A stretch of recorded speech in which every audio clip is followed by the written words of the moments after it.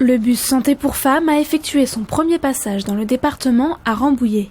Issu d'un partenariat entre les Hauts-de-Seine et les Yvelines, il propose un accès à des services de dépistage et de conseil entièrement gratuits. L'objectif, c'est vraiment de pouvoir toucher des femmes qui ne vont pas se présenter spontanément vers les dispositifs existants.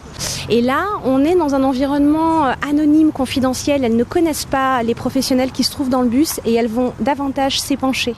Une première partie santé met à disposition un chargé de prévention, un médecin et une psychologue. Les femmes peuvent tester leur vue, leur audition, vérifier leur taux de diabète et de cholestérol et surtout se confier si elles en ressentent le besoin.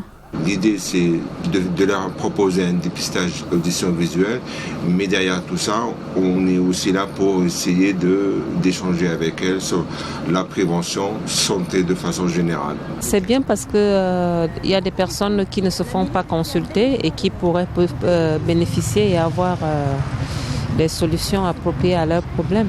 Pas de consultation, mais bien de la prévention. L'objectif est ensuite de les diriger vers les professionnels du secteur géographique.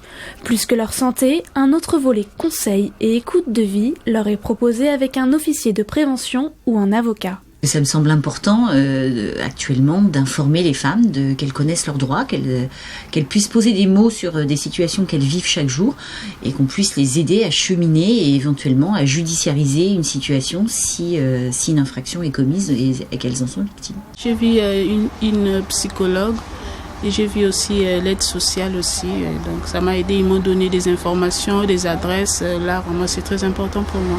Ce premier bus en France remplit ses objectifs d'information et de rupture de l'isolement des femmes. Il sillonne les 2 départements. Lors de ses premiers arrêts, une 50aine de femmes a pu le visiter chaque jour.